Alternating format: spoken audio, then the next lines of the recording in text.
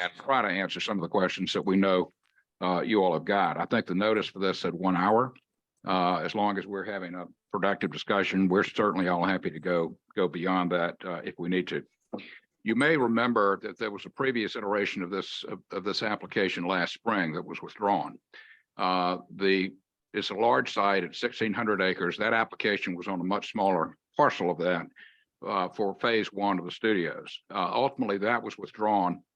We resubmitted on the entire 1,600 acre tract, which caused it to go through to be reviewed as a development of regional impact by the Atlanta Regional Commission and Greta. We got their decision last week, which was a positive decision. But that explains the reason we've waited to have this meeting, because we wanted to see what Greta and ARC had to say before we had a meeting with you all. Robbie, could you put the first slide up, please? This is an aerial of the overall property, just to orient you. There we go. It's there. Okay, thanks. As I said, it's 1,600 acres. It fronts Campbellton Red Wine and Jones Ferry Roads. It fronts the river on the backside. You may be familiar with other studio operations in the Atlanta area, such as Trilith, the Assembly and Durable, China Box, and the Cab. There are quite a few others. They are different from this because they certainly don't fit in with the idea and the concept that Chattahoochee Hills has had, which is to keep the appearance of things rural, to keep the visibility of large buildings away from the street. We're fortunately able to do that on this size of a tract, and I think we'll show you that within some renderings in a few minutes. So it was a conscious decision of Patrick Millsaps, who is president of Kane Studios, to come here and to work within the Chattahoochee Hills regulations. Obviously, as all of you know, movie studios are a big business in Georgia. Georgia recently passed, I think there was an article in the Atlanta paper about a week ago, that in terms of studio square footage, we passed New York, and they're second only to California in the nation in terms of the amount of square footage dedicated to studio use. So it is an important component of Georgia's economy. Patrick, and I know some of you have met him before, he's got a conflict, couldn't be here tonight, but Patrick is a Georgia native. He grew up in Cobb County. He went to McEachern High School. He went to law school at Georgia and lives in Albany, Georgia. For the past 12 years, he has been involved in various aspects of the movie business. He produced, just as two examples, I'll See You in My Dreams with Sam Elliott and Blythe Danner, and he produced Finding Noah, which was a documentary about an attempt to find Noah's Ark, and has been involved in Georgia Republican politics for a long time. So he is a native. This is not somebody from outside Georgia coming in. Robbie, could you put up the site plan, please? The next slide.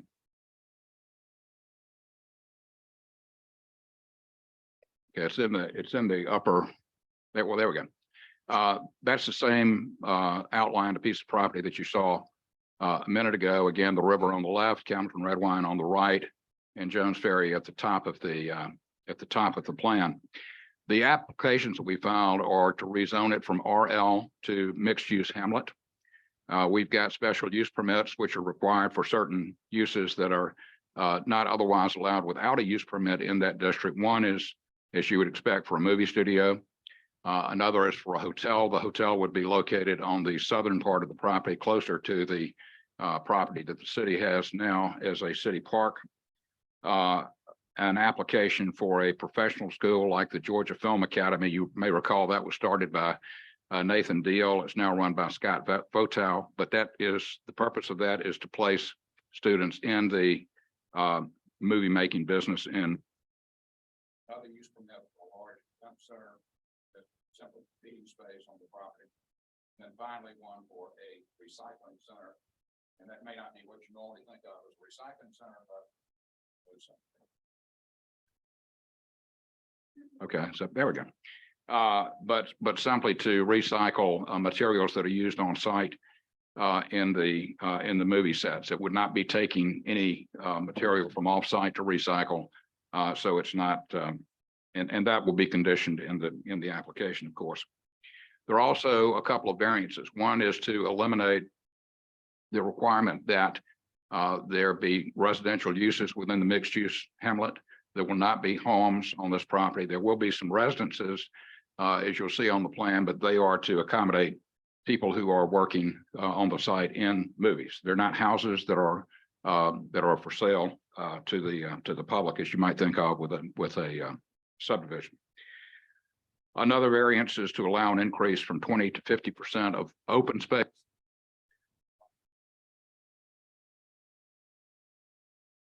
Right. And again, the reason for that is to encourage the purchase and preservation of offsite farmland. Finally, a variance to eliminate the thoroughfare requirement for roads that are not in the public area of this. I think that makes. Try to talk louder. Is with most studios is screened off from the public behind those gates. We would not meet the thoroughfare requirements, but otherwise we would. In addition to that,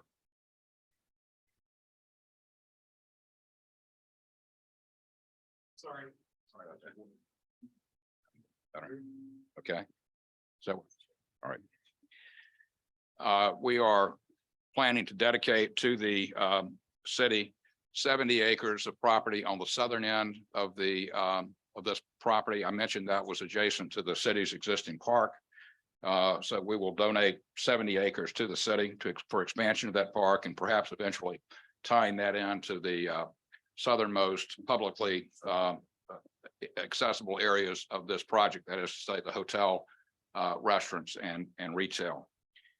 We also will dedicate 10 acres to the city along the entire frontage of the river to continue to extend the trail along the river. I think that's not a city project, but that is it's either path, or Mike can correct me, but in any event, it's an initiative that the city has undertaken, and we will dedicate the land for that. We'll also, and this is a little hard to see on this scale, we'll have some plans that we'll put on easels if you can come up after the meeting and maybe get a better look at them. But we're also have committed to develop a trail along the entire frontage of Campbellton Redwine to the city specifications. That's another 8.5 acres. We've agreed to purchase a fire truck, which will be needed for the development. Robbie, can we have the next slide, please? Okay, first, and this again is going to be a little hard to see. I think we'll have boards that can come later, but the purpose of the sections is to show you that from a spot on Campbellton Redwine, that would be on my right of the slide, what the topography is, what the tree cover is, so that you would not be seeing buildings that are set back from the road, the studio buildings. Next slide. There we go. This is a slide of what would be the northernmost of two entrances on Campbellton Redwine. It shows you that it's simply a post rail fence. If you can see it, the White House that's there on the property now is on the left-hand side of that picture. There are no buildings otherwise up close to the road. It's essentially as it is now. The driveway goes back to a mail center that you'll be able to see in a minute, and a gatehouse, providing a lot of stacking space off of Campbellton Redwine for any vehicles that are coming in. Can you go to the next one, please? Okay. I can't quite read this from here either, but this is the same, the backup one, if you don't mind. This is the same slide that you just saw, except that it has the various elements of the slide identified. Again, it would point out the White House that's there now. It would point out the guard area in the background and the fence. Next one. Okay, this is a bird's eye view. It's taken from 473 feet above grade. So it's obviously not anything you would see driving along road, but the purpose of this is to simply show you the distance back from Campbell Redwine of the various improvements. One, you see the existing house on the left. You'll notice that the centralized mail facility is substantially back on the right-hand side, and then the gatehouse that I mentioned is even farther back on the entrance road. The closest studio building is over a quarter mile away from the road.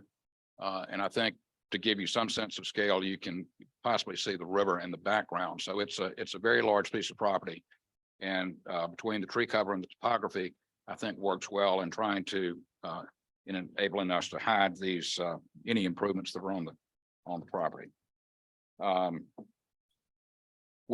mentioned that we had gone through the DRI with Greta and ARC. They've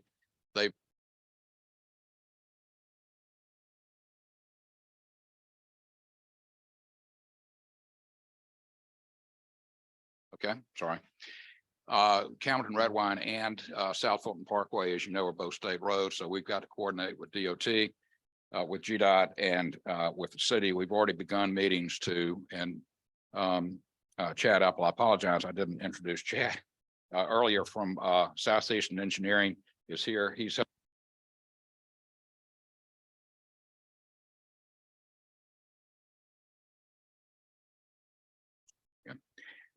sorry. So with those improvements will be made without any cost to the city.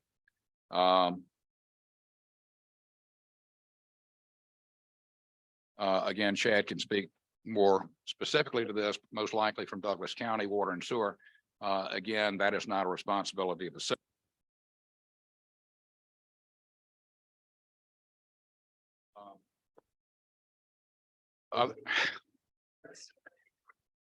They just get tired of me after a few minutes. I don't know. And I hate to say this to you, but I think it may be because the podium's. Okay, sorry, I'm hands off. All right. Sorry. Other benefits to the city. I mentioned the dedications of land, the trails, et cetera. The one is jobs. I mentioned earlier the Georgia Film Academy, the jobs that they've placed people in. There have been obviously projections, whether it's been Blackhall in DeKalb or other studios of the number of jobs that they've created. Those obviously range from the Kane studio development itself will have probably 60 employees on site. Most of the others, of course, will be everything from people working as carpenters or sound technicians, otherwise with the studios, landscapers, people that work in the hotel. So it is an opportunity for jobs for the city. Another very obvious benefit of the city, I think, is the increase in property taxes. And this year, the city received $7,862.58 from property taxes on Painted Rock. That is the city's share of what was paid to the city and the county. Next year, based on the increased value of the land before anything is built, our estimate using the same millage rate is that the city taxes would increase, the city's share of taxes would increase to just over $134,000. Then obviously, as improvements are made and the buildings are assessed and those are included in the assessed value, we've got projections going through all phases of this.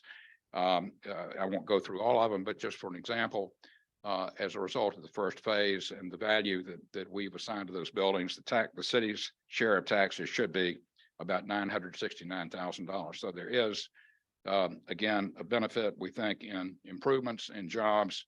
And I hope it's apparent that we have tried in designing this to keep the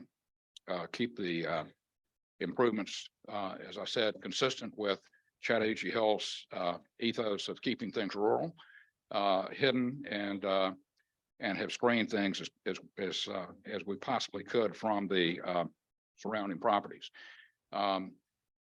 With that, I'm happy to try to answer questions. Taylor and Chad are as well in their roles on the project. I think first, let's just go to questions from all of you. I hope this has been helpful. As I said, there'll be plenty of other opportunities to come and talk with us about it.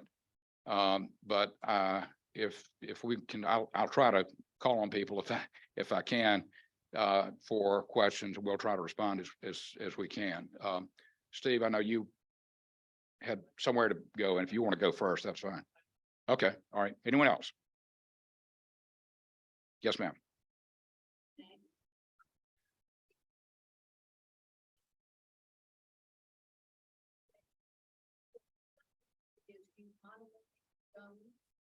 Sure.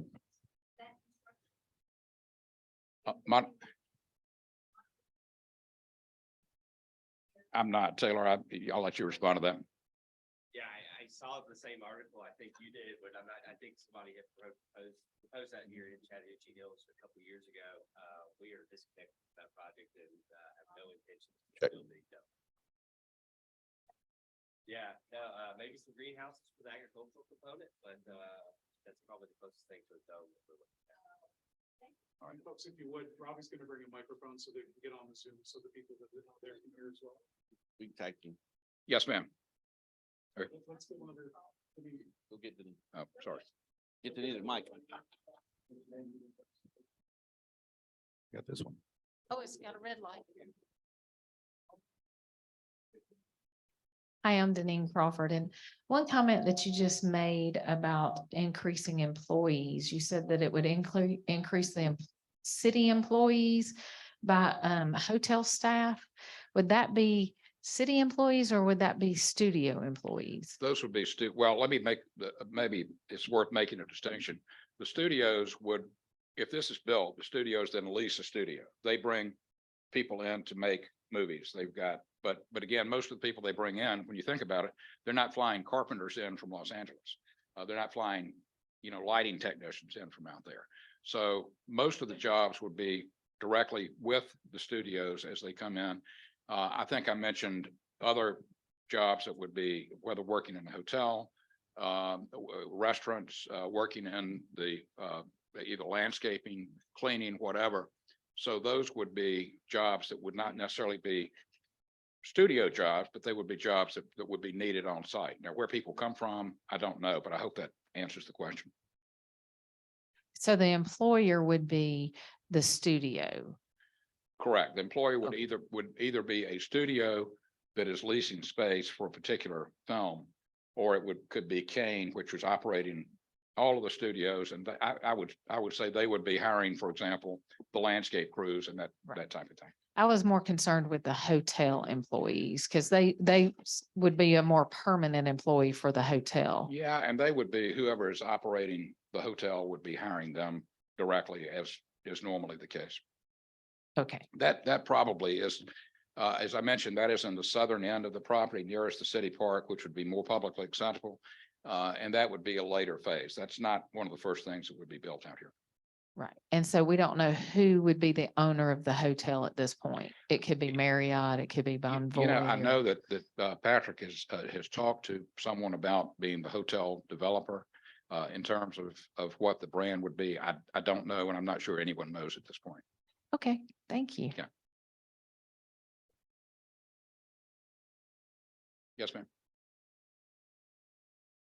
Hi, my name is Suzanne Seymour, and I'm wondering if you can go to the plan view and show all the different egress points into the property Okay. and where the maintenance facilities will be. And as a follow-up, I'm wondering about construction hours, if this is going to be a 24-hour construction cycle. Okay, let me try to respond. It's a little, again, hard to point out if you up on the right-hand side of you see the river on the left, up on the right-hand side on Campbellton Redwine, where there's a couple of small black arrows you may be able to see. That is the view that I was showing you earlier of the entrance. If you go to and then there's one more entrance farther down south on Campbellton Redwine that would go into what I've described as the more public area, the publicly accessible area with the retail and that sort of thing, where people would come in, whether they're going to, be in a studio audience or something like that. There's a third entrance. I'm glad you brought that up. I forgot to mention earlier. There's a third entrance which would, at the most, be for 25 houses. They would be, again, as I said earlier, not houses for sale to the public, but houses that people working on site would be in temporarily, that accesses Jones Ferry. And the significance of that is that Greta and ARC had suggested that Jones Ferry be paved. We were not, we were certainly not in favor of that, and the mayor and others in the city made it clear that was not going to happen, which is certainly fine with us. There is a limit in your ordinance to the number of uses that can access an unpaved road. It happens to be 25 houses, so you can't have any more than that. So that's the only entrance on Jones Ferry. The others, as I said, are on Campbell Redwine, one that you saw the slide of, and one that would be farther to the south. In terms of where maintenance is, I don't know, Taylor, if we've got anything really specifically designated as a building for maintenance. We certainly will work with Mike and others at the city to ensure that to the extent there's a maintenance building, first of all, it's got to be shown on the site plan, because this is going to be conditioned on the site plan. Nobody, for example, could come in and do anything differently than what we've shown. If somebody wants to do something different, if the studio for whatever reason didn't happen, then somebody would have to go back through the public hearing process. But we would certainly ensure that a maintenance building or any other kind of large scale building was at least as far back in the site, not visible from off site.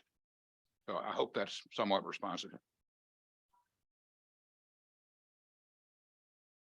We've got some general areas designated for maintenance areas, as well as office, Kane Studios employees, that sort of thing. But we hadn't designed the building. We hadn't located it specifically on site. I couldn't point my finger and say, here's where the maintenance building is going to go. But we do have an area that, let's call it a couple of football fields wide and tall, that the maintenance building would be located within somewhere. But that's interior to the site. Yeah, That's not it's anywhere. almost in the middle of the property. Yes, ma'am. Mhm.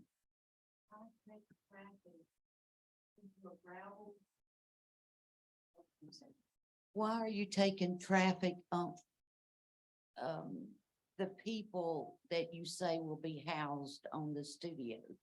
Why are you taking those people down a gravel road that hardly supports the traffic that's on it now? I mean, and you're not going to improve the gravel road? We're not, because we understood it was a city policy not to improve the gravel road. I Now, understand, if but it's still a gravel road and you're taking people that are going to be working on the facilities in their vehicles down a gravel road, when you have paved roads that you could take them out onto 70. well, I think it's a function of how do you get the people that are up there, back down to Campbell Redwine, because this is farther up in the northern part of the property. I understand your question. I'm sure you're not the only one that's got that concern on Jones Ferry, and I'm certainly happy to go back and revisit the issue of whether that could be accommodated so that it comes out, for example, onto the northernmost entrance that I showed you a minute ago on Campbell Redwine. It's designed that way, right? As I said, it's a maximum of 25 homes. If there's an alternative, I'll look into it for you. Yes, sir. There's a run bed there now. All kind of road runs from our property. They're down to the house. But you have a road you could use, like just basically putting it back in the service. With the dirt road. Okay. For your information. Right. Well, we'll, like I said, we can look at all. The last thing, if you all raise questions, we can resolve the questions to your satisfaction. It's in our interest to do it, and we'll try to. That's something, as I said, it was designed to come out up there. There may not be an alternative, but I'm willing to go back to the developer and see if there is one. I do Sure.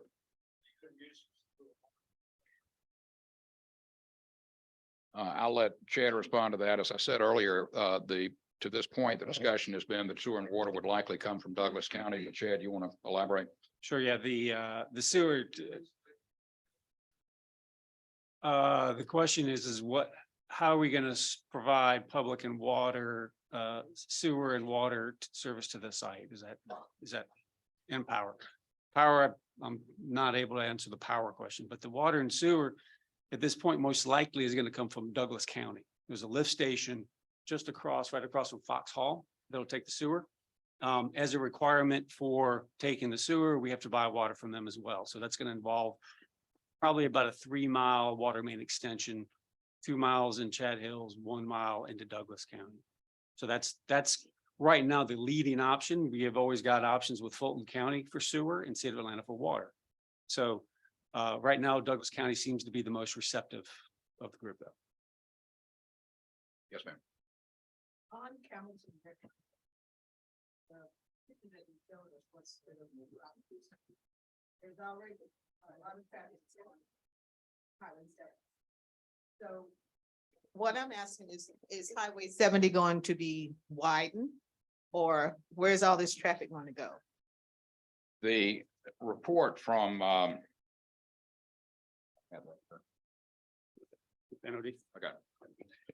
The report that we've got, as I mentioned, Greta and ARC tell us what improvements we need to make. We have, they've called for a couple of roundabouts on South Fulton Parkway. Improvements at, obviously at Campbellton Redwine, also at Rico and at Cochran Mill, a single lane roundabout there. There'll be improvements on Campbellton Redwine at the project entrances, such as deceleration lanes and turn lanes and that sort of thing. To the extent, and again, I'll defer to Chad if he can correct me, but to the extent that we can't put anything because GDOT hasn't approved it, for example, for a roundabout on South Fulton Parkway, by the time this is ready to open the first phase, we would certainly expect to be required to have some, temporary solution such as additional turn lanes or something like that. But the state has made recommendations for traffic improvements at a variety of intersections that they will require us to make. So you're saying a turn lane on Hamilton Redwine to turn into the property? Yes, those, yes, and the developer is responsible for all of that, correct? And I'll get a little more context to the improvements on South Fulton Parkway. So there's been, over the past 10 years, there have been a number of studies, corridor studies along South Fulton Parkway that are funded by GDOT and ARC, and categorically they are showing roundabouts. I think if you total them all up, there are 11 or 12 roundabouts. That is, On South that's, Fulton? yes, that is their solution. That's their solution now to grow. I mean, otherwise it's just more signals. So, and that's it, and operationally they operate quite well. And so what's come out of the recommendations of the DRI, which is the Development of Regional Impact, is consistent with those planning efforts that have been really out there for about 10 years. So it's really just we're advancing along a plan that they've had for quite some time. You're not talking about a roundabout on South Fulton Parkway. Yes, I am. Really? At the intersection of Hamilton Redwine. And. a Correct. roundabout. The traffic that comes through there in the morning just can't get out of it. I live on Hamilton Redwine. That's the reason I'm asking this question. Matter of fact, I live directly across the street from the Henderson property. So that's why I want to know where the traffic is going, how we're going to get in and out. It's already hard enough to get out of your driveway because of traffic coming from Douglas County, Coweta County and everywhere else. I just, and it's going to, you saying it's going to be further back from the road? Am I to understand that where the entrance is? Where the entrance is, what's You're gonna put a turning lane there to turn into the entrance. That's what you're saying? Well, one more thing, and I think I mentioned this when we were looking at that slide. In addition to the turn lanes, there would be a tremendous length of stacking on the property to get trucks, cars, any kind of vehicles off of Campbellton Redwine. The idea behind that design obviously is that you don't have people stopped on Campbellton Red Wine trying to turn in. They can turn in, and to the extent that they have to stop, they can do that in the property, but there would be turn lanes on Campbellton Red Wine. That is, we would definitely have to have a turning lane to get in that property, because the traffic already, you have to creep coming out of the driveway, so you don't get hit. So I'm just trying to figure out where is this turning lane going to be turned into that property? Like I said, I'm directly across the street.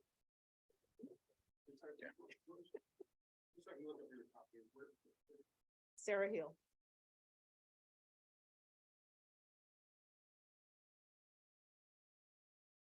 Okay. Yes, ma'am.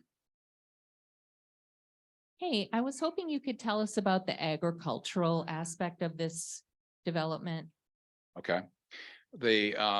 We've talked to, Patrick, quite a bit about that. He has been talking to, farmers in the community. I think I mentioned that his plan is to acquire some offsite, farmland to keep it rural, to put in conservation needs. That's why we'd asked to increase the amount of open space that we could have off-site.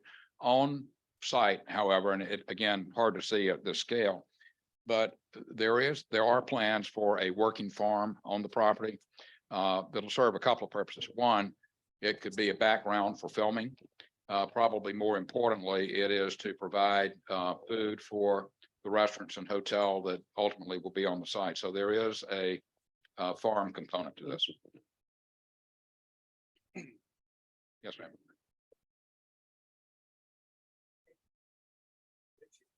Okay, I have a couple questions. First, are we still doing the 80-foot studios? No, I'm glad you mentioned that too. We had, you may recall earlier, we had asked for a height variance to go to 80 feet. The council amended the code and I think it was February to cap heights at 60 feet to say that you could increase that with TDRs if you need to. We have withdrawn that variance. We're not asking to increase it. We think that most of the buildings can be accommodated around the 60-foot height. There may be some that go a little over it, but we're not asking as part of these applications for any approval to go higher than that. That was a relic of the prior application.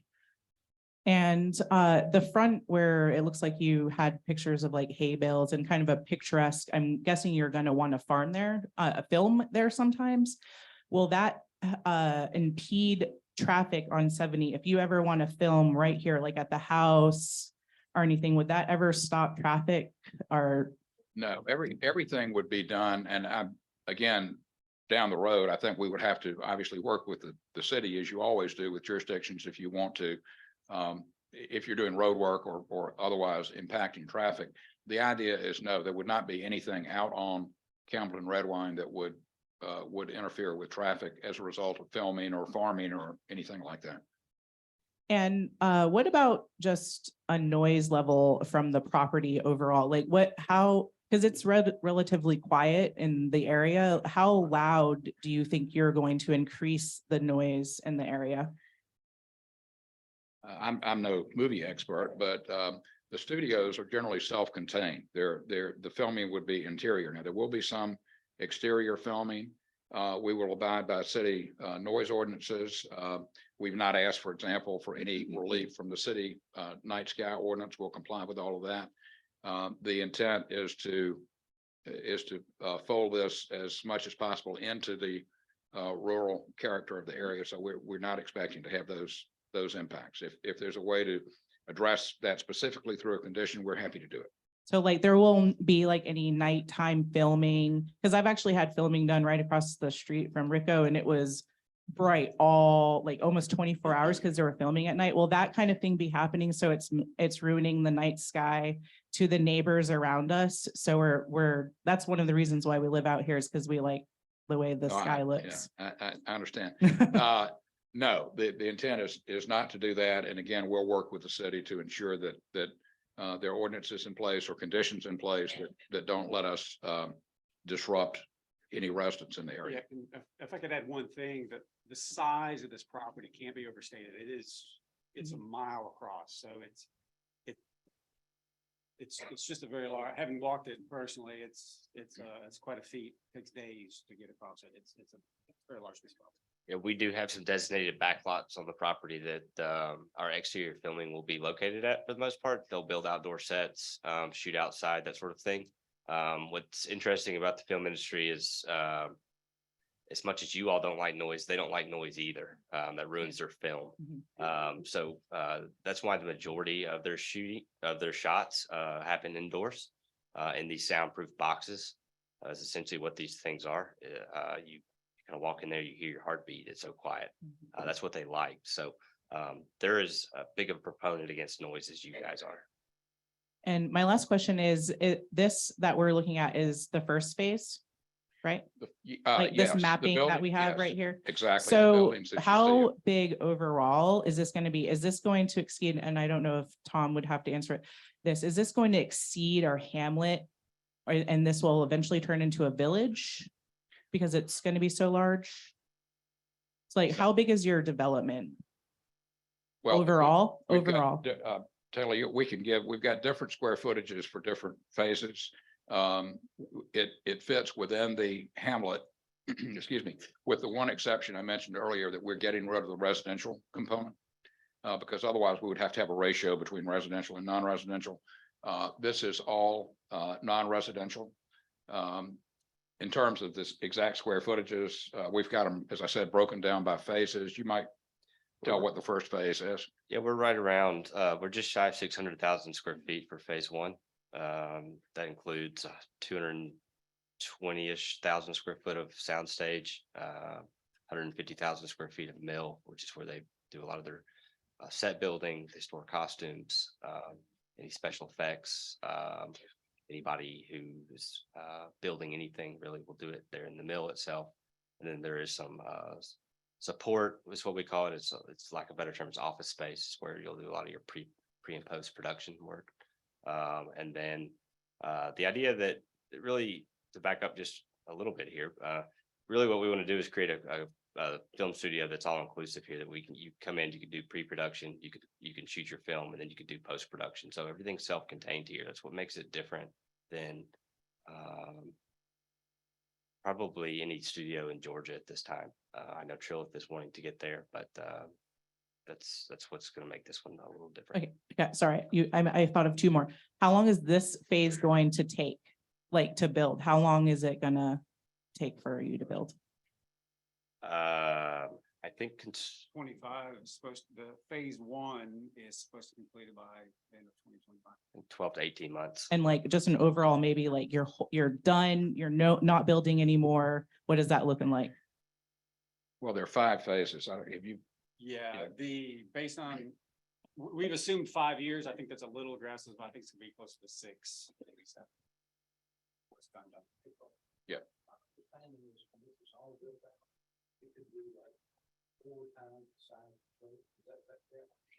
I'm not sure how big Trolloth is. I think Trolloth has got 24 stages. I'm not sure if 4 is the number. I think we're looking at maybe 2x. If Trilith was to stop construction today, I think and this was to build out at 100%, we would be looking at about a 2 multiplier.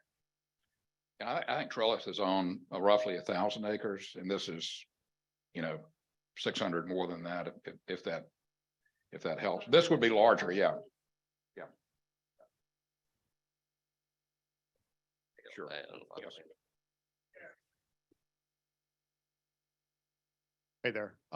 With all phases completed, will this still abide by the 30/70 green space rule, like as proposed, with no additional TDRs purchased, anything like that? Well, yes, it will. I mentioned the open space. And part of the civic space and open space credit is through the dedications that we give to expand the park and put the trail along the river, et cetera. But yeah, we will comply with that. We do have the variance to allow us to have more open space offsite, but we do intend to comply with that. But with the way it's currently being proposed, completed 5-6 years down the line, we're still within that 30/70. We have to, we're not asking for variance on that. Okay. Yes. You're talking about the phases. You actually, on your site plan, you've got 7 phases. The first 5, you totaling a little under 3.5 million square foot. What are those other 2 phases for, 6 and 7? Yeah, it's blurry. It's in your little square yellow box. We can't read them. Well, unfortunately, I've got the yellow box on the page. I don't think there was any. The square last, footage in there's no, 6 and in phases 6 and 7, there's no additional actually 5, 6, and 7. There's no additional square footage being built. That's, So what are those phases for? I'm sorry, in 5 there is. I'm not quite sure what 6 and 7 are. I do know that if you could see the chart that you referred to, there are no additional square footage being proposed. It's all built by the end of phase 5. Phase 5 is 11.6%. That's just over 400,000 square feet. After that, of the total is 3,454,000 square feet, Yes, sir. and that's all in the first 5 phases. Okay, but we don't know what 6 and 7 phases are and what they're gonna be done. I Taylor think- can respond I on think that. 6 and 7 were just how the spreadsheet was built, Okay. in case we needed to expand them out into separate phases, but there's If- no square footage. Okay, if your residential units on the north side, that you're building, those will be workers working in the buildings that you're building. Is that correct? That's right. There are some single-family detached houses on the north side that I mentioned earlier, although I said we'd revisit this, that would come out on Jones Ferry. There's some additional attached housing right in the interior of the property that would be also for workers that are brought in with a studio to do filming. So Yes, it's yeah, a I saw the- rotating cast of I folks. saw those on your site plan, but why don't you have a service connecting road from those units on the north side rather than coming back out on the gravel road, stirring up dust and out on 70 to keep down the traffic out there? Well, that's what was just asked. I don't know all of the internal considerations about getting back to the entrance on Campbellton Red Wine, but we're certainly looking at it. Okay, I'm sorry, I didn't hear the other question. Okay, apologize. Yeah, the main, out of the gate, the initial thought was for security purposes.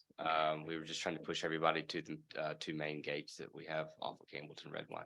Well, if those people working in the project, you should be able to access it without getting back out on public roads.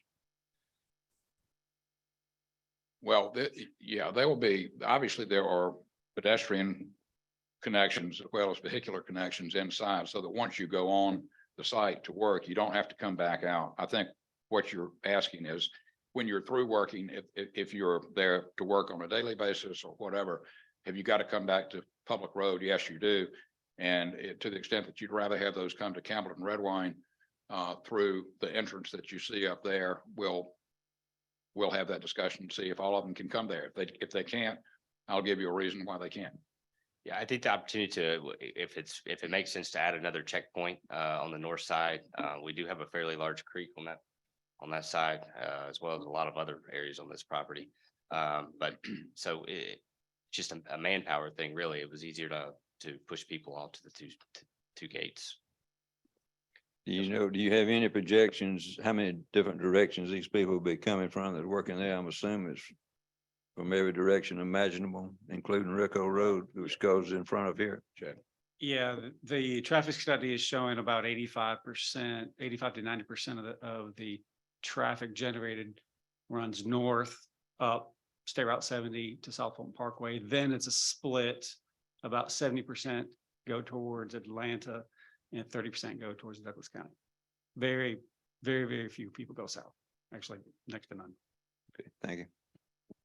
Yes, ma'am.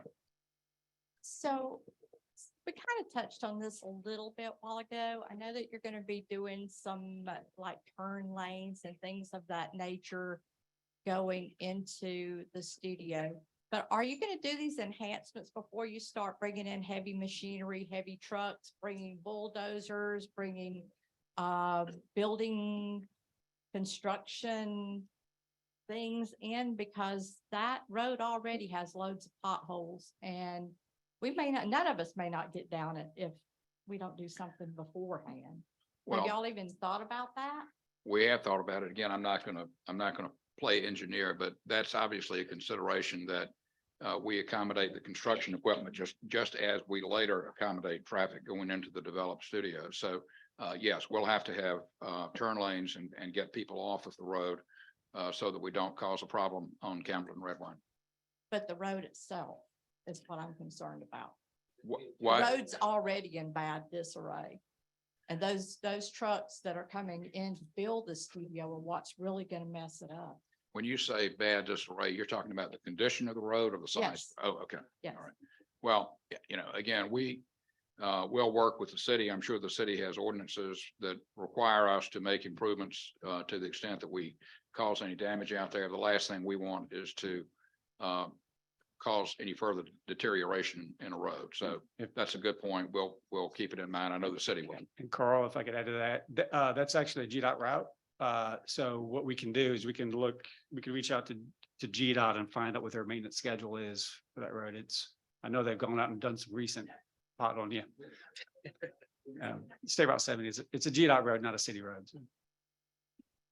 Sorry. We've been talking actually already about that because we recognize the pothole problem down there. That's an ongoing conversation being accelerated with this. I have a question. What are the hours of operation?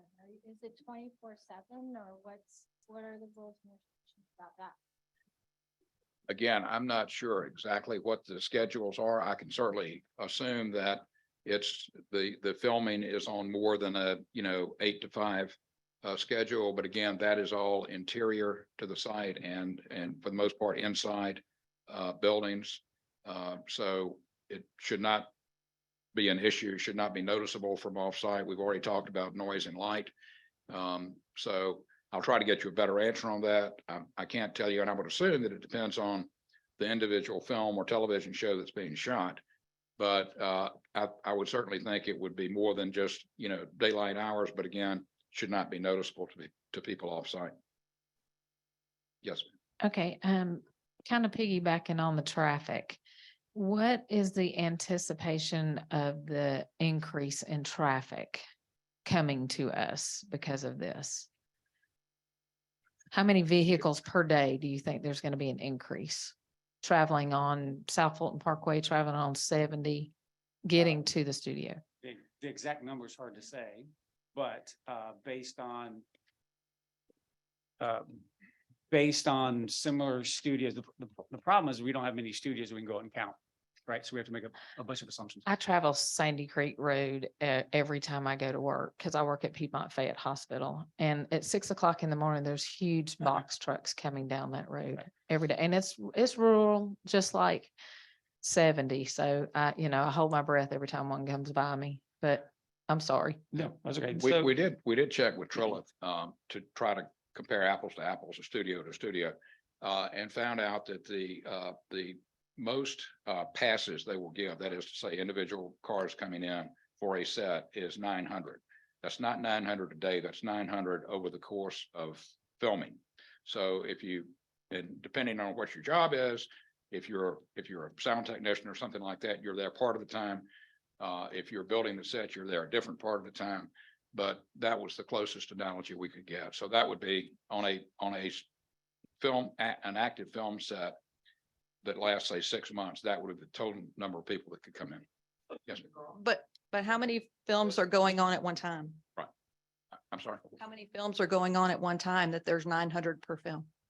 Well, Trilith has, I think, 24 stages. How many have we got here at full build out?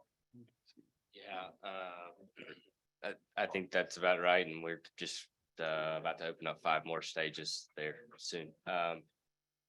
What was the question? I'm sorry. How many movies are going on at one time for 900 per movie?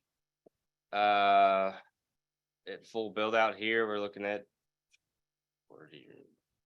up to,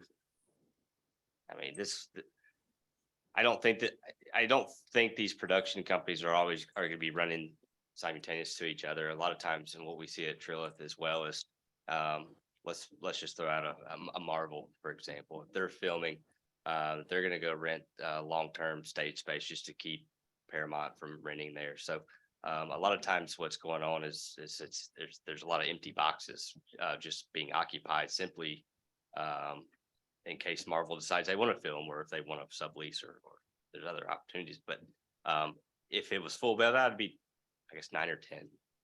So you're, I think that's worst case scenario, and I don't think anybody would enjoy that on property and wouldn't make this a very desirable campus. so you're anticipating about 2,500 vehicles per day increase in traffic. Well, I think we're just looking at in the traffic study and Southeastern Engineering did that. I think 46. it could be higher than that.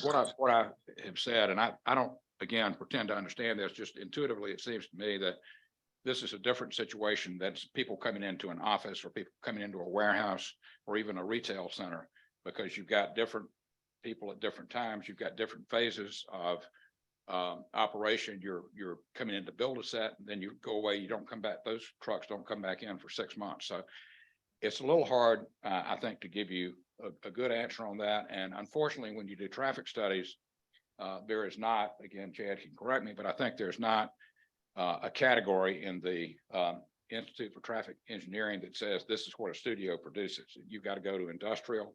I think it probably skews it a little high, but again, Greta and ARC have recommended what they think are appropriate improvements for the amount of traffic. Okay, well, I have one more question, and it has to do with the residential homes. So are they going to be considered rental homes, or are those going to be housing for people, movie stars or whatever that are on set? And so what I'm getting at is, will we get any revenue from those houses as rental properties? Well, I think you've got a hotel motel tax that you would get. They would be, and I think they would be treated the same way, because they would, if a studio comes in and they say, we need, 6 houses and we need, 23 rooms in the attached for, the less important people, then they would rent those directly from Kane, which would then be taxed. That would go back to the city, but they are not, again, as I said, not units that could be rented just to the general public. It's, you're only there if you're there working on the film. Okay, thank you. Yes, ma'am. Here you go. Sorry. Okay. So, Jones Ferry Road extends east from, Campbellton, Red Wine around to Hutchinson Ferry. It's a gravel road all the way around there. So what can be done or would be done to prevent all of these people that are coming into work, rather than going down Hutchinson Ferry and coming across on Campbellton Red Wine, from using Jones Ferry or Hamilton Road as a cut through? I think Nobody's going that, sorry, nobody's going that direction. Cut through to where, I guess would be. If there's all this traffic that's gonna be coming in, why would you say nobody's gonna go that way? Because they're coming in from the airport, what's their destination, I guess? Like go Their to dinner, destination Sammy, is maybe. their destination is the studio. And you've made the point that there are going to be a lot of local people that are going to be working there. They may be coming from Palmetto, they may be coming from Fayetteville, they may be coming from anywhere. If traffic backs up, coming in from another direction, they're gonna very quickly figure out that, well, I can cut off a Hutchinson Ferry and either go down Hamilton or come around on Jones Ferry, which will put a lot of traffic on that winding gravel road. The state in their review did not assume it was going to have traffic and didn't recommend any improvements. If that's a concern, again, that's a city road, not a state road. We can try to work with the city to see what, if anything, we can do to try to discourage traffic. Well, just because they didn't assume that that's gonna happen doesn't make it wrong. I understand that. Yes, ma'am. Since we're talking about traffic, have there been any studies about Hutchinson Ferry and how the traffic's going to affect us? I live on Hutchinson Ferry. Chad, what? Yeah, I mean, just, again, just very little traffic. I mean, honestly, it's a very small percentage. It's folks going to Serenbe for dinner. It's very few traffic. Everybody's going north to South Fulton Parkway is what all the studies are indicating. So So there is no, in fact, what came out of the mitigation is zero improvements at State Route 70 in Hutchinson Ferry. There's no change in operations at that intersection. Thank you. Okay. So what you're telling us is that you didn't do a study of any other direction but South Fulton. Even though 85 is connected to Palmetto, and they could easily take, to be honest, if a raise of hand, who takes South Fulton home or 85? It's a split. Most people like to take 85 because South Fulton is a disaster. So people are going to learn to take 85 to Palmetto down Hutchinson Ferry because that's where Serenbe goes. So really, it seems like you guys need to go back and do another report because you didn't finish this. Well, Okay. the study, let me, one thing, and I'll let Chad respond. When you have a DRI review, you have to submit to Greta and ARC the study network, the intersections that to study, they have to sign off on that. So all of that was included, and Chad, I'm sure, can elaborate further on that. Yeah, so that what Carl's describing is called the methodology. The first 6 to 8 weeks of the DRI process is working with Greta to establish a study network. And this is not something that comes out of SCI's head or Kane's head. It is a coordinated study network with at least a dozen stakeholders. So there is input from the city, from Douglas County, from GDOT. I mean, it is quite a process. Once that is done, the traffic study just moves forward in a normal fashion. So it is beat up pretty good in there is a process. It is well thought out. Is it perfect? No, but I just respect the process.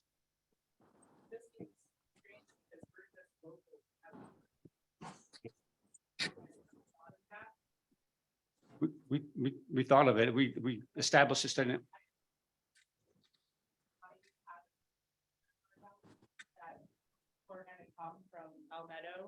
To Palmetto and go 85 down to Hutchinson Ferry. And it just seems because, the biggest thing that we're worried about is increase of traffic here in Hutchinson Ferry. And since the development of Serenbe, it's increased. So now we're going to take a business, another big industry that's coming here. There's going to be traffic on Hutchinson Ferry. So it just seems appropriate to come to us with those answers.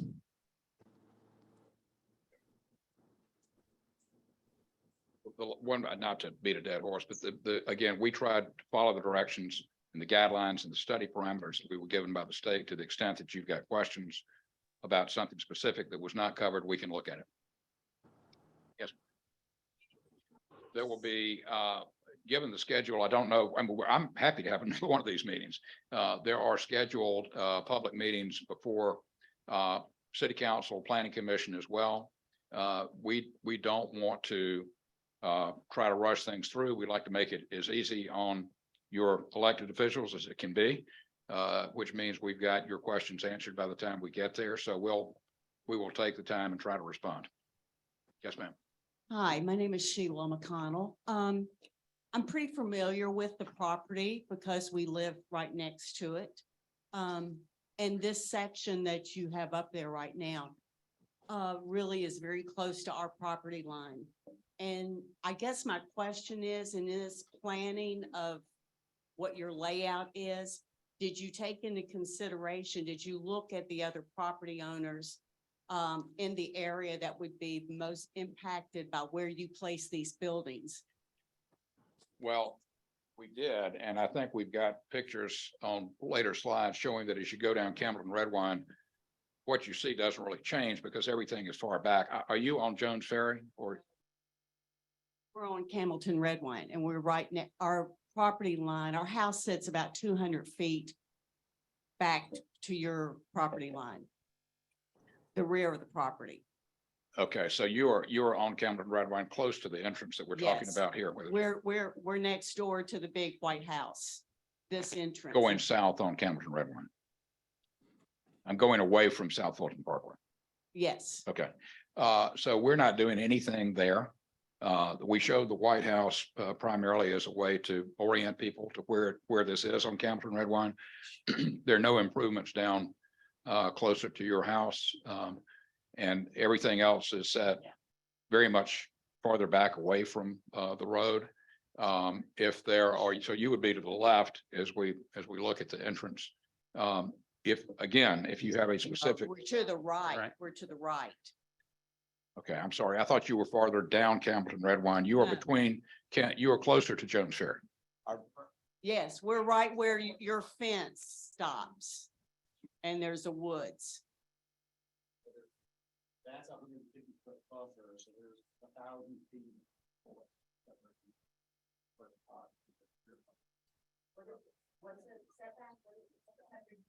It's a 100-foot perimeter buffer, undisturbed buffer, and then beyond that, I'm using my own scale, but at least 1,000 feet of undisturbed forest separation. Your rear property. Unless a maintenance building goes in, which was what was shown before.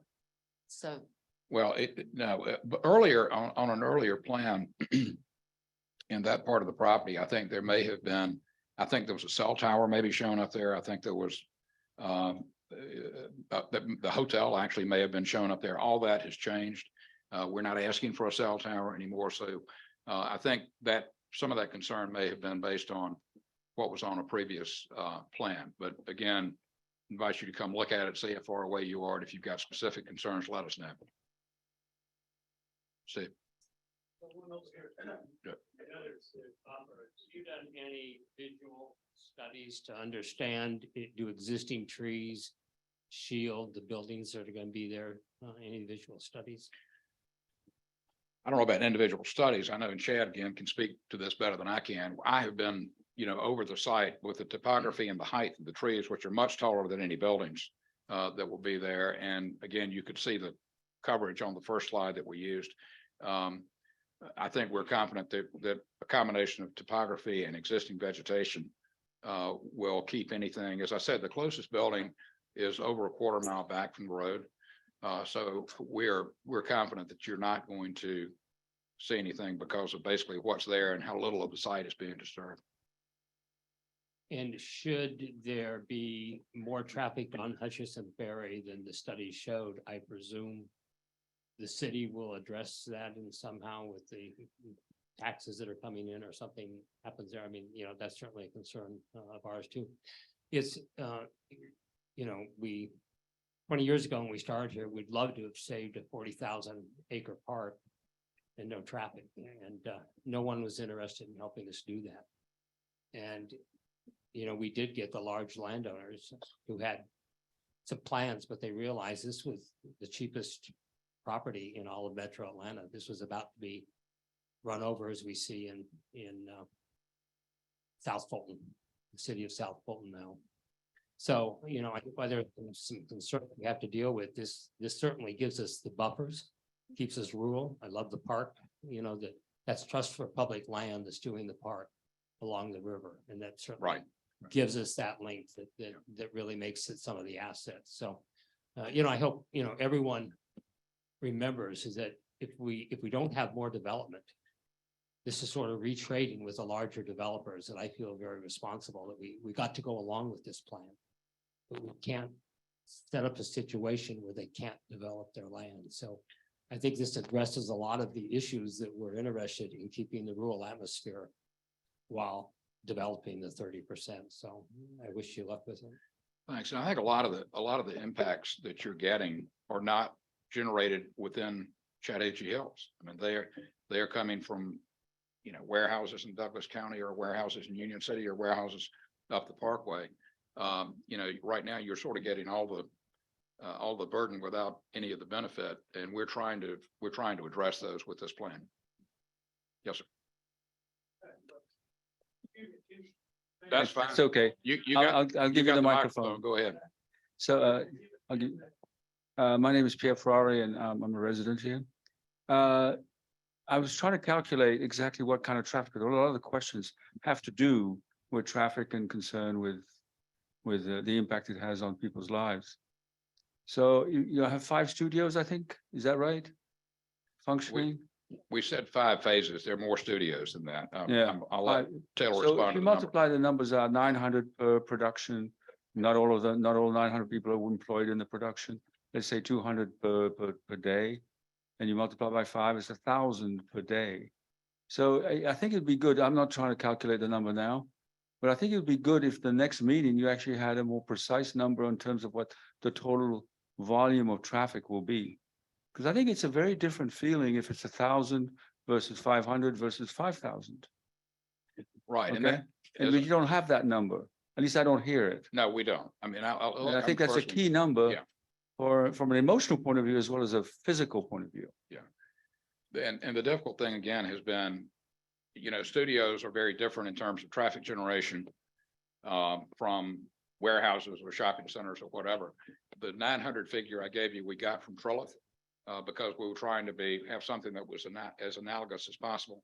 But we understand that the two big issues are, what do I see and what's the traffic? And we will do our best to get better answers on the type of traffic and the amount of traffic before we come back to you.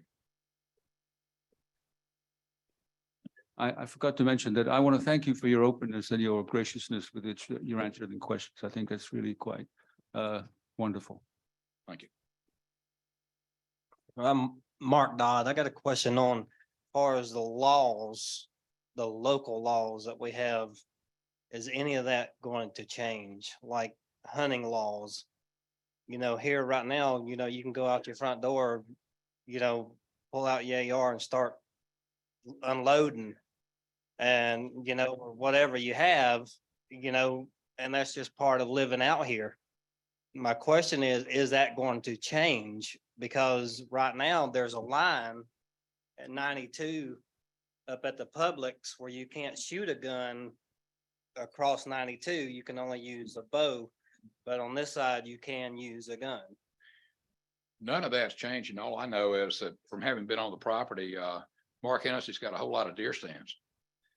Well, and- with big buildings and big projects come, more security, and then all it takes is just one person from that new studio to say, hey, there's somebody shooting over here, and then it's liable to start Look, I questioning don't the law. Yeah, I mean, I think that obviously guns on the property, just like guns on anybody's individual property is a concern, but what happens off-site, as long as you're complying with the law, that doesn't change and shouldn't be affected. Thank you. Yeah, okay, sorry. All right, okay. Yeah, yes, hi. Where were you talking about, Mark? 92 and where? South Fulton Parkway or what?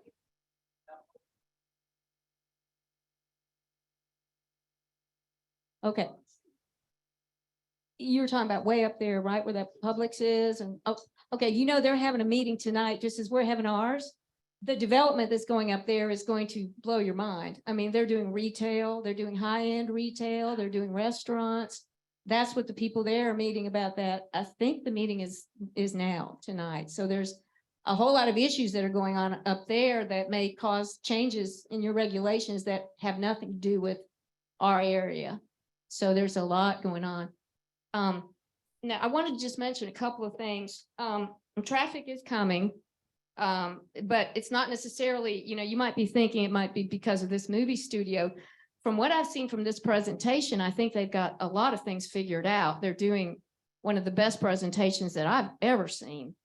They've planned out a lot of things and they got their DRI, which is not easy to do. They're really checking, dotting their I's and crossing their T's.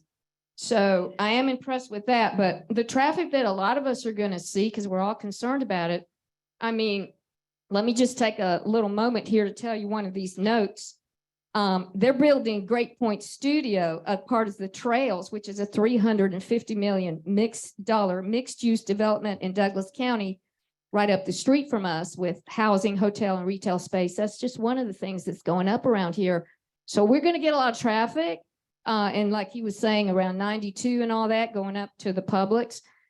There's traffic coming from areas that we can't even imagine. We're going to get a lot of traffic, but it's not necessarily going to be coming from this. This seems to be well planned out from what I'm seeing.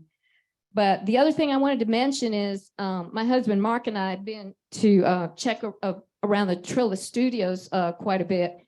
And it's not going to be anything like Trilla Studios. Is that correct? Because they don't have a rural identity like we do. No, Their idea is, their concept is totally different. Right. So if somebody thinks it's going to be like Trilith, they're wrong. It's like Trilith Noth- in the use. It's not In the like use. Trilith in the setting. Correct. This is a rural setting that we're trying to preserve. They will be preserving the rural setting here. Trilith is completely different. It will not look like that. The other thing is for the lady over here who was asking about GDOT, about all the turnarounds and the roundabouts. Those are coming and has nothing to do with the city of Chad Hills. I mean, it might, or with this movie studio. South Fulton Parkway is it's joined with Atlanta, and GDOT is who you need to talk to. GDOT is doing all sorts of turnarounds and turnabouts because they are going to be adding lanes. They're going to be doing all sorts of improvements throughout the next 10 years to alleviate the traffic in the Atlanta area and all of these areas here. So you're going to see a lot of changes on the parkway, but you need to talk to GDOT. And they have, I believe it's either an 800 number or an 888 number. All you need to do is get on their website and you can actually get an app. And whenever they have something going on, or if you have a question, you can either get on the app or you can actually call them and they will address your concerns. You can even tell them if you are noticing an area here that you're having traffic problems with, all you have to do is call them and they will respond. So I just wanted to point that out. Yes, sir. You mentioned the studio. My name is Matthew Schultz. You mentioned the studio buying other property outside of this. Do you have any idea of how many acres that would be? Well, I think it depends on the parcel. What I said was that Millsaps has said that he's been in conversations with people of the city where the city has perhaps, I understand, identified farmland that could be kept rural, that could be bought, be subject to a conservation easement. He has expressed interest in doing that. When he will do it, how he will do it, I don't know, but I know that's a concept that he keeps mentioning. One more. Could you speak to the environmental impact, specifically water pollution? Again, I'll let Chad respond to all of that. But I would point out that in addition to being reviewed by Greta and ARC for traffic, this is in the river corridor. The river corridor is a 2,000-foot line on either side of the river. So Jim Santo at ARC has to review any plans. Nothing can be built anywhere close to the river. I did mention we're going to give land for the trail to be put in there that TPL is planning, but and the grade is fairly high away from the river as well. So Chad can respond better, but we do have that extra control of the River Protection Act. Yeah, so just to add to that, the Chattahoochee River has a 2,000-foot highly restrictive corridor that we have to respect. It really limits the amount of impervious and disturbance within that corridor. So there's that. Given the cumulative impacts policy that the U.S. Army Corps of Engineers have, we'll probably be bridging most of these crossings because we would not be able to permit. They wouldn't allow us to impact that many streams. So there's probably 10 bridges that are going to be built to avoid federal impacts to the impacts to federal jurisdictions. Stormwater, we're going to file the blue book. That doesn't mean anything to you. We'll have a water quality, channel protection, extreme flood protection, and our stormwater management structure. So it's what we're hearing from Patrick Millsaps is that he really wants us to be a forward-thinking green community. So. Yeah, just want to catch them online. They may have some questions that you guys would be interested in hearing. So one is a question: what access does the community have to the hotel, restaurants, et cetera, or the greater amenities that this will be bringing in? There's one question. Okay, well, you may try to take that.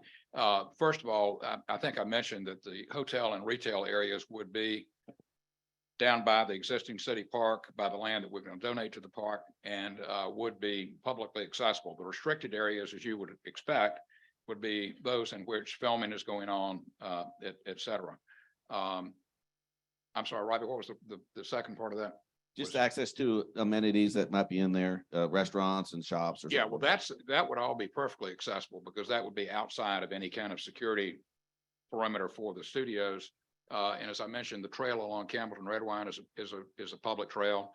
The trail along the river is a public trail, and obviously the city park is publicly accessible. Another one real quick, will there be partnership programs and funding for schools in the immediate local area? Well, as I mentioned, there is a school that's sort of based on the existing school that tries to place people in filmmaking jobs.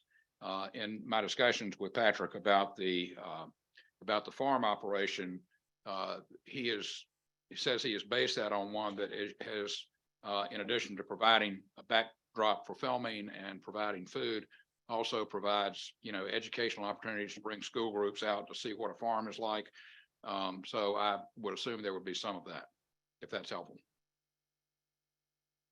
Yeah, there was also a question about wildlife. I think we touched on that with environmental, but there's a question about how would you protect wildlife and the environment and such out there. But I think you touched on that when you were talking about stormwater improvements and protecting land and that such. Okay. Well, that was actually my question. I was wondering if you've done any studies about the wildlife to show how it's going to be displaced and how it's going to affect that. Well, there's a lot of, untouched land here. I think that the deer population will probably be glad when they see Mr. Hennessy's stands go down. But there is not, I don't think necessarily anything is being displaced here. Again, there should be plenty of room on site for a lot of wildlife to stay. It's not like this is being clear cut. I don't know how to answer it any better than that. I don't know that there's been a specific study about the species of animals out there or how they might be affected. Yes. I'm guessing that this is gonna be a tremendous success. And with all of those studios running at full capacity, I have no idea about the film industry. It's gonna generate a lot of revenue, right? So what are the numbers that look like revenue and how much of that's falling back to the city is your guess? Once everything is all complete, ready to go. Yeah, no, I've got that. And you may not have been here, but I think I said it earlier, but what we did is we took we know the purchase price of the land. We estimated a per square foot value for the buildings, because as you know, the county assesses the land, the county assesses the building, they multiply that by 40%, then they apply the city millage rate. And what we had, the city in 2022 got $7,800 in property tax off of this. What we have projected is before any buildings are built next year, I assume it'll be reassessed based on the purchase, which will occur this fall. The tax to the city portion should increase to about 134,000. Then obviously when buildings are built and their assessed value is folded in, that would increase dramatically. Our projections are after phase one, the city's share of taxes would be $969,000. It would then go up after that. So yes, there's a dramatic increase over what the city has gotten to date. It's the first phase.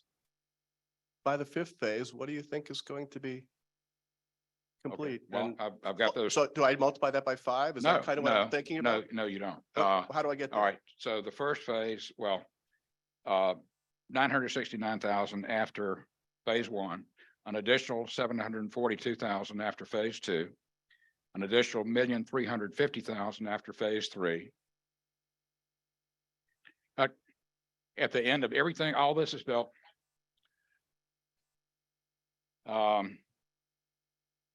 Looks like just over 5 million.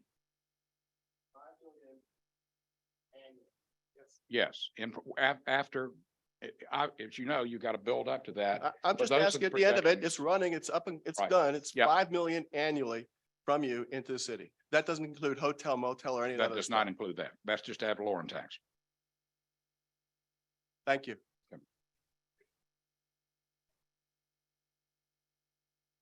Yes, sir. Yes, sir. When you turn on that first entrance, that's the south entrance right at Hountain Road, and go to the property that way. There's a cemetery located on the property. Are you aware of that? I'm very aware of that, and I've been emailing the owners, and what we have said is that I've not heard back from them. But, oh, you're, okay, right. I hope you've gotten my emails then. Lori was Yes, I did kind get enough to one. give it to me. I assume that y'all have had access through the Hennessy's to get there. But what I said is we want to continue to provide that access and work with you on an agreement to maintain it. And so, yeah, we're very aware of that. Okay, thank you. Sure. And you can email back anytime. We'll work out whatever you need. With the increase in property value, what should the private property owner expect as an increase in the amount of property taxes he's gonna have to pay? Well, I don't know that it would, again, I'm not, that's up to the Fulton County assessor. But you would be assessed based on the use of your property. The use of the property around here is agricultural. That's not changing. I would think logically that if you're not changing the use on your property, the fact that this is the use of this one is changing and therefore the tax is increasing would not affect other property owners.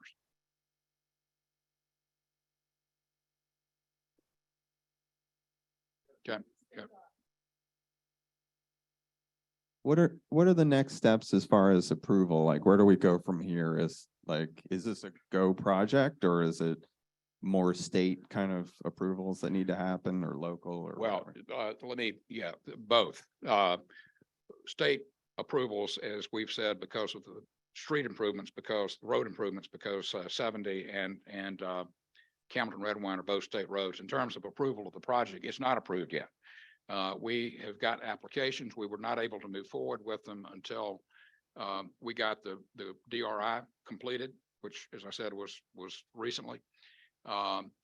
We are on schedule to go to City Council for a work session. Then we go to City Council for a first read. Then we would go to Planning Commission next month. Then we would go back to City Council twice in June. So that, as of now, is the schedule we're on.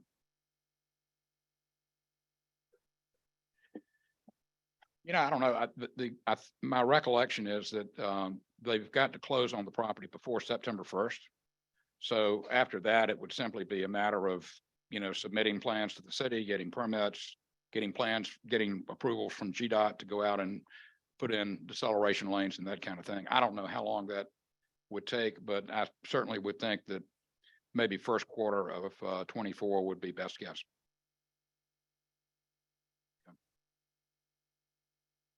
That's just on, yeah, there's one about fire truck. There was some discussion about providing a fire truck since the studio is going to be multi-story and increasing public safety in that area. So there's a question online about that. Right. And we've had discussions with the fire chief about it. What we have determined from him is that we do need a ladder truck. The city doesn't have one. The developer has committed that they would buy the truck, so the city doesn't have to pay for that. I think the thing that is still a bit up in the air is where the truck would be located. And that's really, as I understand it, more of an insurance question than anything else, because that, as you can imagine, insurance is dependent on how far away the fire protection is from the property. They've got to have the fire truck on site during filming. We're still working with the city and the studios and their insurance companies to determine what the best solution is for that. But we will buy the fire truck. Yes.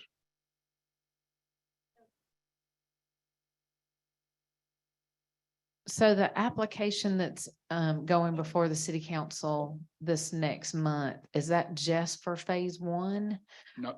It's no. for the entire property. It's So the entire- we need to determine where the maintenance building is going to be before they can vote or talk Yeah. about the application. Yeah, we can certainly get that. As I said, the reason that the application was withdrawn last spring, excuse me, was that it only covered phase one. And it made sense when we thought about it to do it in a more comprehensive way. So that's why it's back. But that's a question we've heard loud and clear tonight. Where's the maintenance bill? So.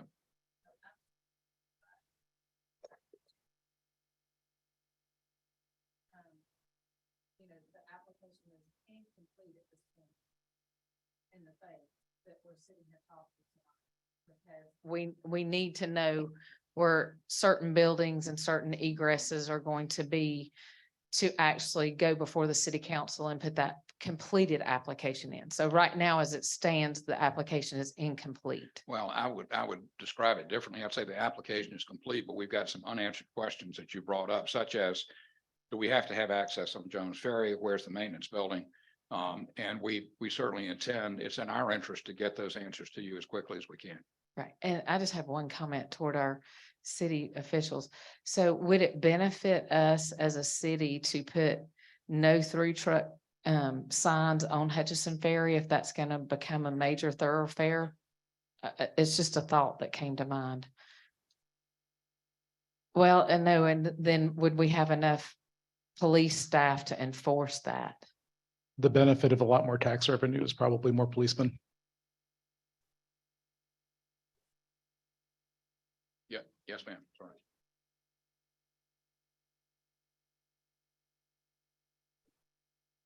Okay.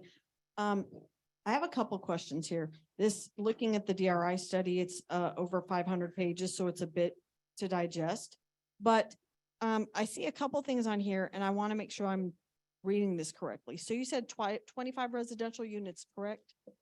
25 single-family detached residential buildings. There also, and again, Taylor can correct me on this, but internal to it, there's some additional housing for employees, but the 25 houses are the only detached single-family houses, which in the initial plan were to access Jones Ferry.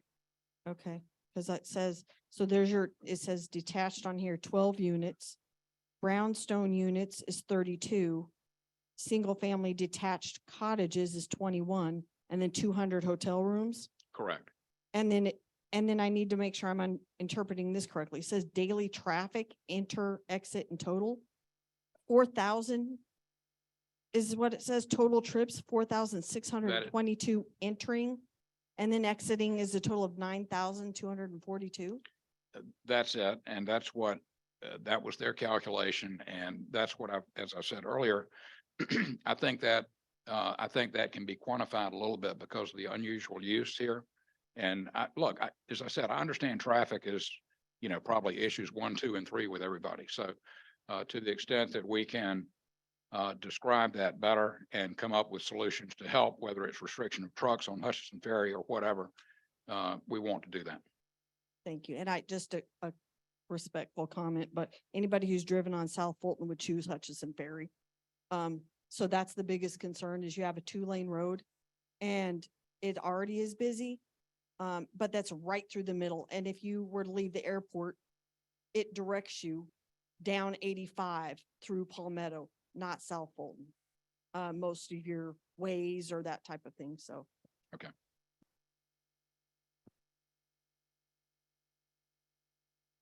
All right. Others? If not, thank you. This has really been helpful. Thank you for your time and your consideration. If I don't, I don't want to give Mike anything else to do, but he has my email.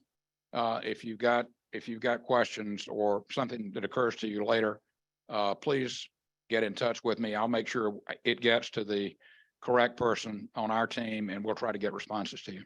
So thank you again.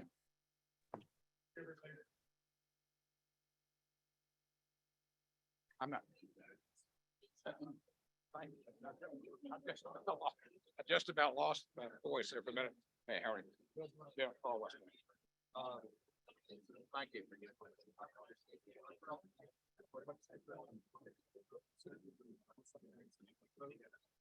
Yeah, okay, yeah.